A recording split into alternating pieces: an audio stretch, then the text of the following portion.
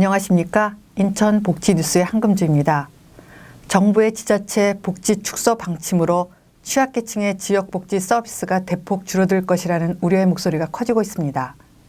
인천평화복지연대가 지난 21일 사회복지회관 3층 대강당에서 복지 축소 반대 지방정부 복지자치권 수호를 위한 토론회를 개최하고 인천 시민단체들이 정부가 추진하는 유사 중복 사회보장사업 정비 방안에 반대 목소리를 냈습니다.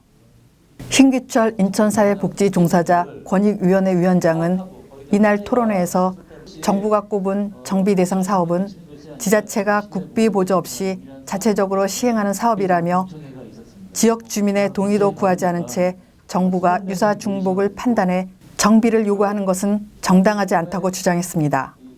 국무총리실 산하 사회보장위원회는 지난 8월 지방자치단체 유사중복 사회보장사업 정비 추진 방안을 의결하고 지침을 시행했으며 이 방안에는 전국 지자체 5,891개 사업 중 1,496개가 정부 사업과 유사하고 중복돼 이를 정비하겠다는 내용이 담겨 있습니다. 인천의 경우 모두 53개 사업이 정비 방안 대상이며 예산 규모는 782억 9,100만 원이고 해당 사업의 수혜자는 94만 명에 달합니다. 그러나 정부의 정비 방안이 타당하지 않다는 지적입니다. 토론회에 참석한 시민단체는 먼저 정부가 주장하는 사회복지 예산 증가의 원인이 지자체 사업이라는 점에 대해 반박하고 나섰습니다.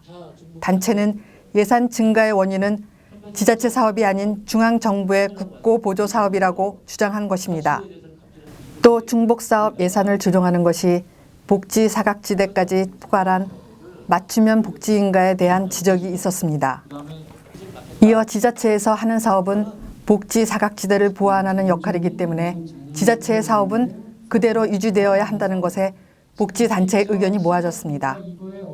정부가 선심성 행사성 사업에 대해서는 정비하지 않고 지자체 스스로 시행하는 사업에 대해서만 유사 중복으로 몰아가고 있다는 이유에서입니다.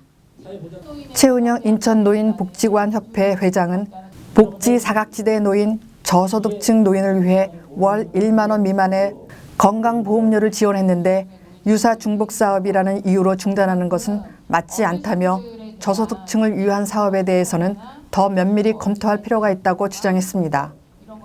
장종인 인천장애인 차별철폐연대 사무국장은 여성장애인 출산과 육아 관련 예산 폐지는 여성장애인에 대한 국가 책임을 포기하는 것이라며 인천시는 인천 시민을 위해 지원하고 있는 복지사업에 대한 확고한 의지를 보여야 할 것이라고 촉구했습니다. 한편 신병철 인천시 사회복지봉사과 복지관리팀장은 유사 중복 사업을 정비해 사업 지원이 늘어나는 곳도 분명히 있을 것이라며 사업을 일원화해 국가가 복지에 더욱 책임을 가지고 사업을 해나갈 수 있도록 목소리를 내야 한다고 말하며 사회보장사업 정비에 장점이 있다고 주장했습니다.